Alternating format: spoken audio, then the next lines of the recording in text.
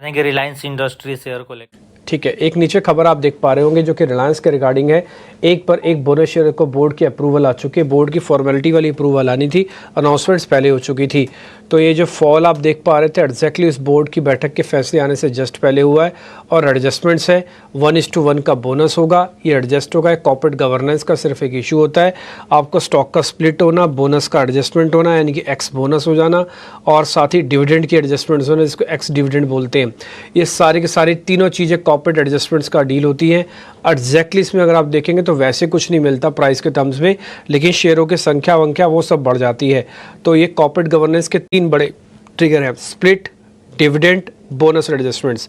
तो तीनों चीज़ें में से कुछ अगर कुछ भी होता है तो सिर्फ उसका एक पार्ट एंड पार्सल होगा। आपको अपने डीमेट अकाउंट्स चेक करने होंगे, इन सब के पीछे एक रिकॉर्ड डेट्स होती है, अनाउंसमेंट इससे पहले हो जाती है।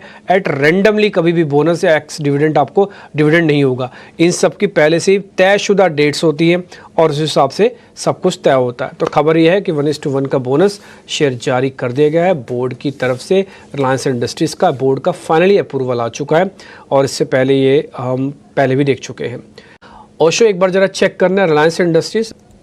सी ओवरऑल देखिए रिलायंस में 3000 काफी दिनों से सस्टेनेंस है, तो थोड़ा 10-15 रुपए का मे बी टिक हो सकता है कि ऊपर नीचे इसको बफर लेकर के चलना चाहिए। बट अगर 3000 के नीचे एक डिसाइसिवली क्लोजिंग दिखाता है तो भी इसका जो 50 डे एक्सपोनेंशियल मूविंग एवरेज है वो भी नियर अराउंड 2990 के आसपास है। तो 10 रुपए का हमें बफर लेके चलना चाहिए।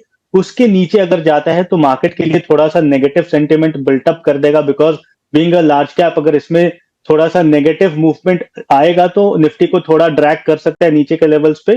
तो ओवरऑल रिलायंस के लिए 2990 का पहला सपोर्ट है, अगर उसे ब्रीच करता है तो यहां से और 40 पॉइंट नीचे जा सकता है। तो हमें 10 रुपए का बफर लेके चलना चाहिए, उसके नीचे एक सेल का अप्रोच रिलायंस में देखने को मिल सकता है।